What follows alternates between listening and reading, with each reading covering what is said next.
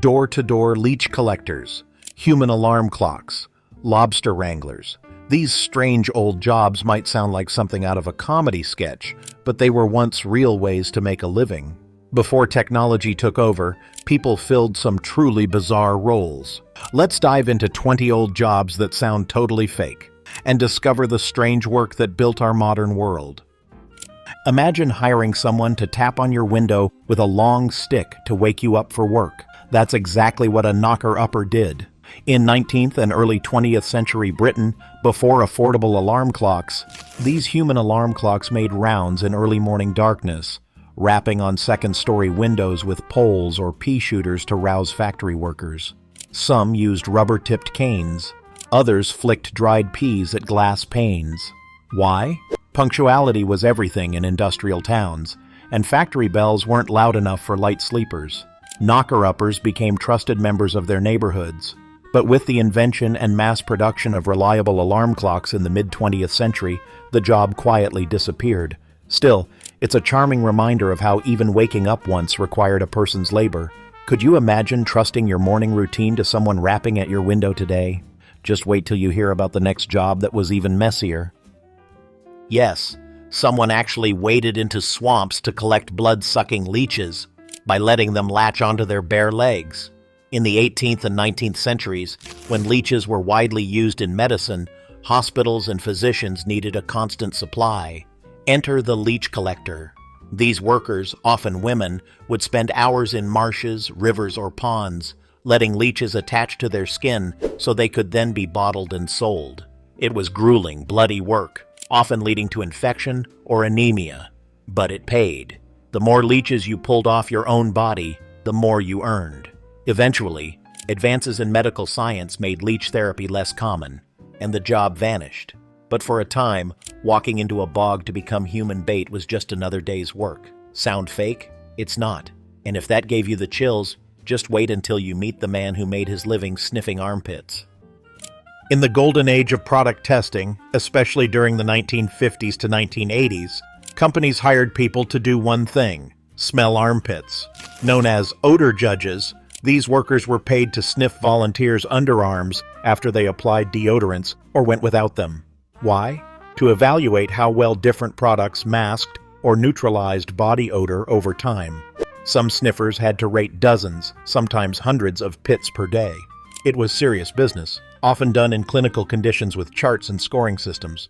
While machines eventually took over much of the work, human noses were once considered the gold standard. The job faded with automated scent analysis. But believe it or not, some companies still employ odor testers today, though usually with less intensity. Sounds made up, right? But it wasn't. And if you thought sniffing sweat was bad, wait until you hear about the guy who got paid to listen to floors.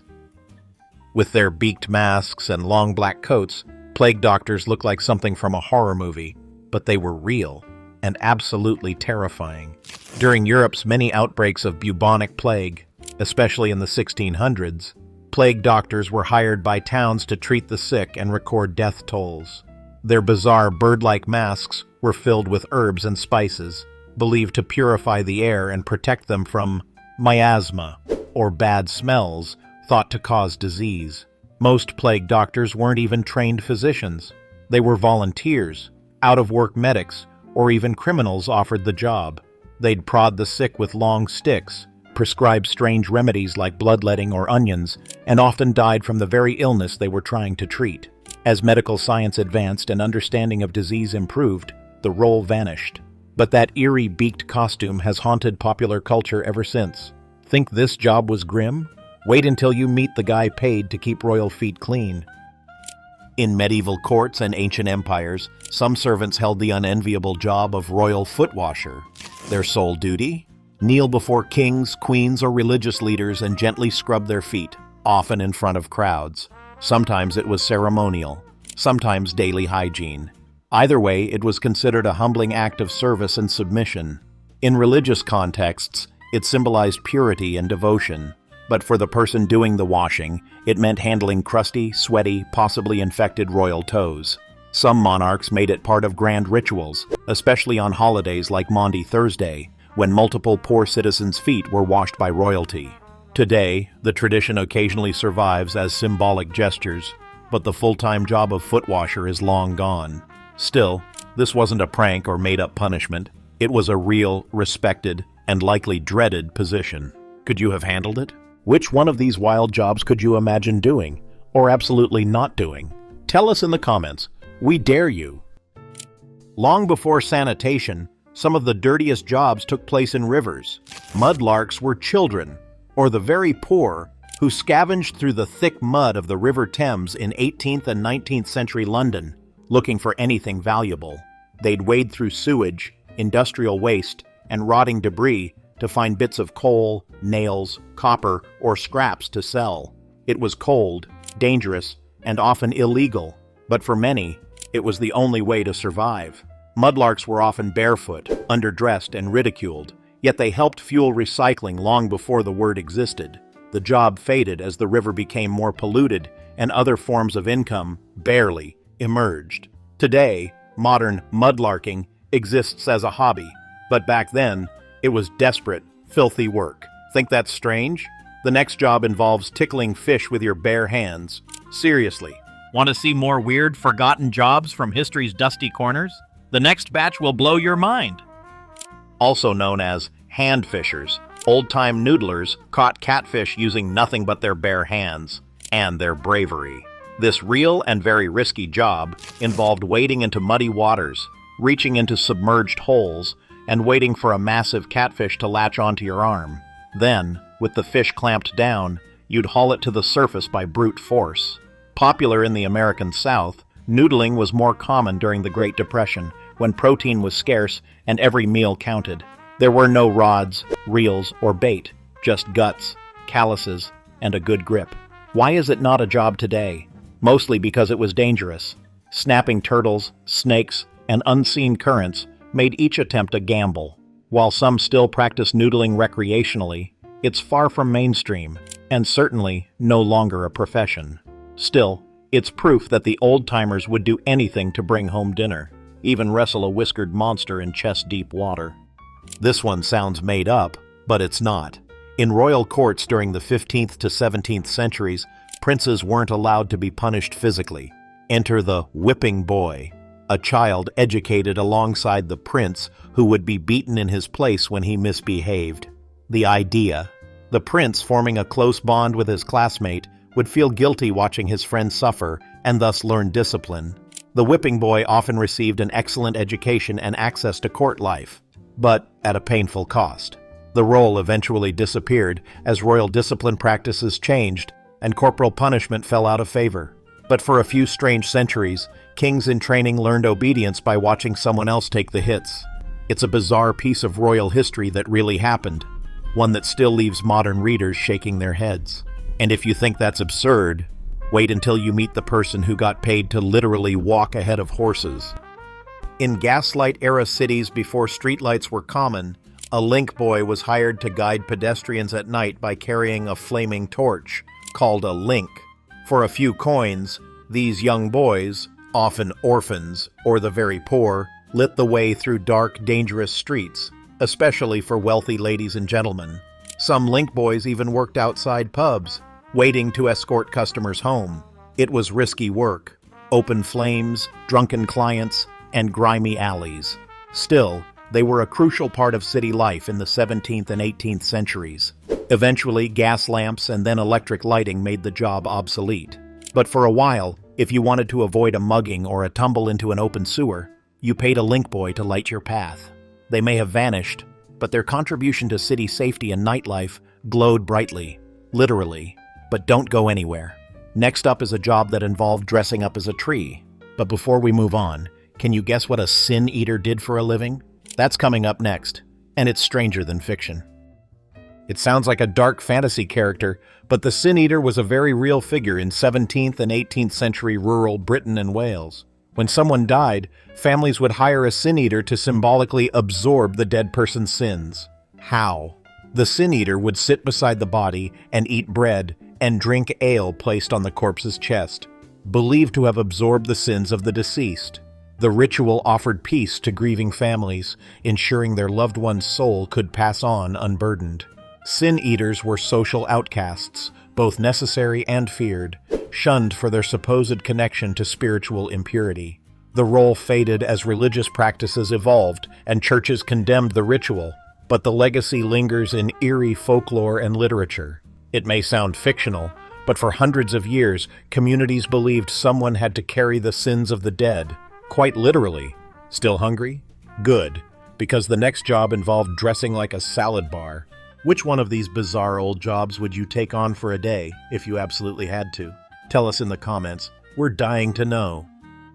Long before internet ads or neon signs, businesses hired people to walk around wearing signs, literally. Known as sandwich board men, they wore advertising boards strapped over their shoulders and walked busy streets to promote sales, theater shows, or political causes.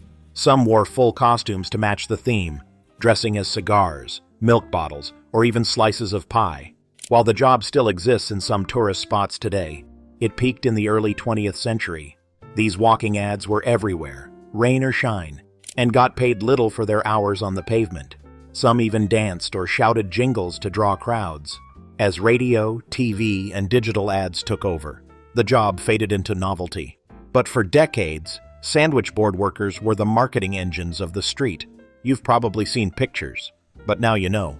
Those human signs weren't just costumes. They were someone's 9 to 5. The court jester might seem like a medieval meme, but it was once a real paid job with surprisingly serious stakes. Jesters entertained kings and nobles with jokes, music, mimicry, and satire. But they weren't just clowns. They were often the only ones allowed to poke fun at royalty, acting as political pressure valves through humor. A good jester had to be sharp, witty, and brave. Some jesters held real influence, even advising rulers in private. However, bad performances or misjudged jokes could result in banishment, or worse. By the 18th century, as monarchies grew more formal and entertainment options expanded, jesters began to vanish. Still, the image of a floppy-hatted fool dancing for the king persists.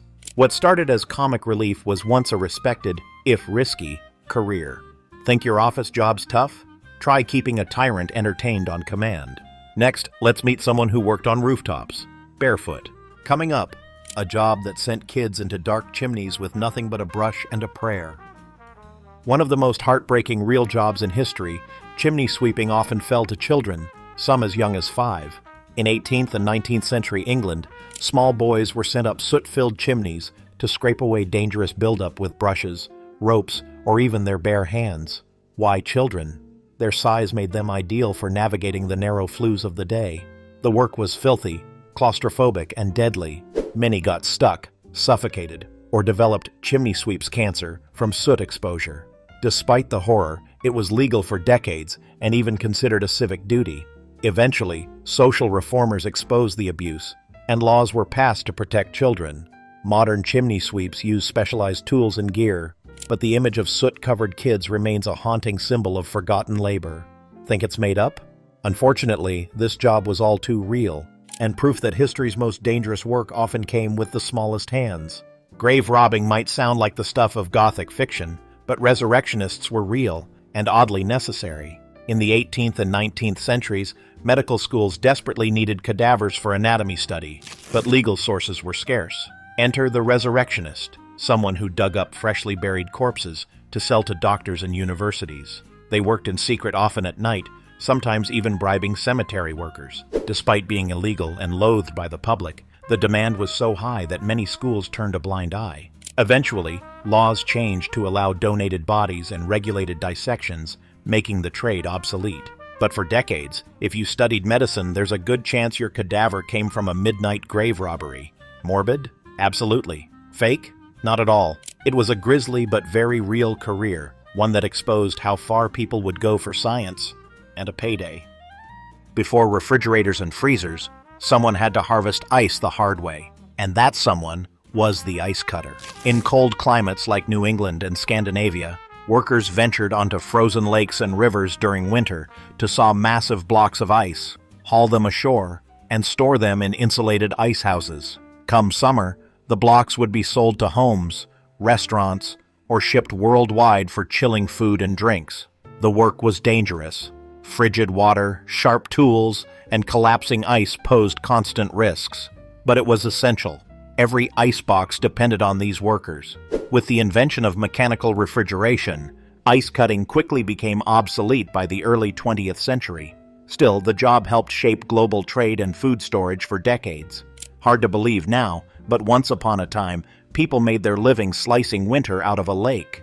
Could you imagine spending your winter hauling 200-pound ice blocks by hand? Which of these jobs would be your absolute last choice? Tell us in the comments.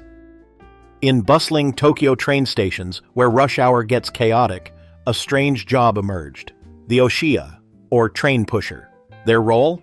Shove as many commuters as possible into overcrowded train cars, gently but firmly. Dressed in uniforms and white gloves, they'd press, pack, and squeeze passengers to ensure the doors could close before departure. The job became iconic during Japan's post-war population boom in the 1950s-70s, when urban growth overwhelmed public transit systems. Though still occasionally seen today, improved scheduling and train frequency have mostly replaced the need for pushers. At its peak, though, the job was essential and incredibly awkward. Being professionally paid to push strangers' backs and backpacks into a train sounds like a comedy sketch, but it was deadly serious business. Next time your subway feels crowded, imagine someone in gloves trying to cram you in tighter, for efficiency's sake. Up next, a profession where silence wasn't just golden, it was your job. In the late 19th and early 20th centuries, cigar factory workers spent long, tedious hours hand-rolling tobacco. To keep them entertained, and informed factories in Cuba, the US, and parts of Europe hired a lector, or reader. Perched on a platform, the lector read newspapers, novels, and political essays aloud while workers toiled.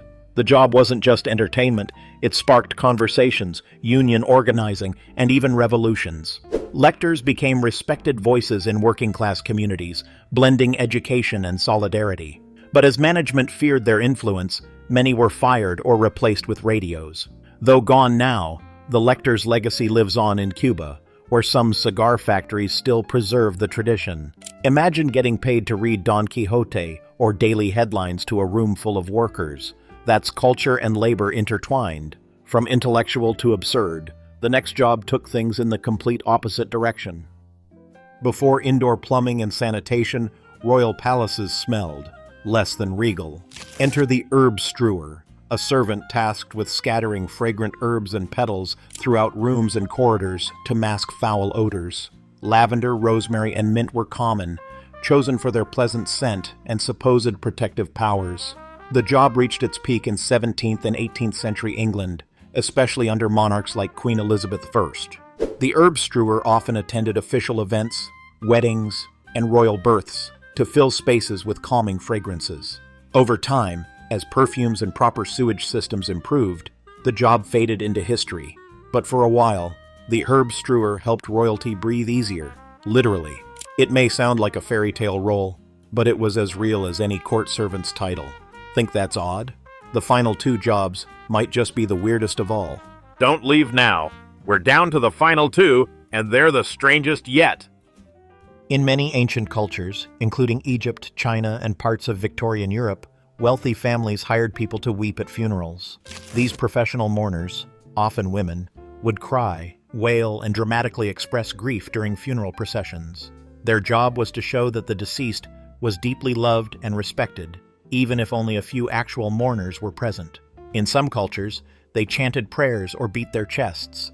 In others, they wore special garments or veils. While the practice seems strange now, it served a real purpose, amplifying the solemnity of death and honoring the dead with emotional performance. As funerals became more private and intimate, and public mourning less theatrical, the profession faded away. But for centuries, grief wasn't just felt, it was performed. A tear-streaked stranger at a funeral might sound like fiction, but this job was once both art and ritual. And finally, let's meet the man who literally watched paint dry. Yes, someone really got paid to watch paint dry. Literally. In the mid to late 20th century, paint companies hired drying time analysts to sit in controlled environments and observe how long different paint formulas took to dry under various conditions. These weren't lazy jobs. They involved taking notes, testing tackiness, documenting color shifts, and ensuring product quality. The process helped manufacturers develop faster drying, more durable paints. Some even used sensors and timed cameras, but many tests relied on a human sitting, waiting, and writing down results. As automation and lab instruments improved, the role largely disappeared, but it absolutely existed. It sounds like the punchline to a boring job joke, but Paint Watcher was once a very real gig with serious value. Which of these wild old jobs shocked you the most, or made you laugh out loud? Drop your favorite in the comments. We're dying to know. I hope you enjoyed this bizarre journey through history's strangest jobs. Which one would you try, or avoid at all costs? Follow for more forgotten stories from the past. Until next time.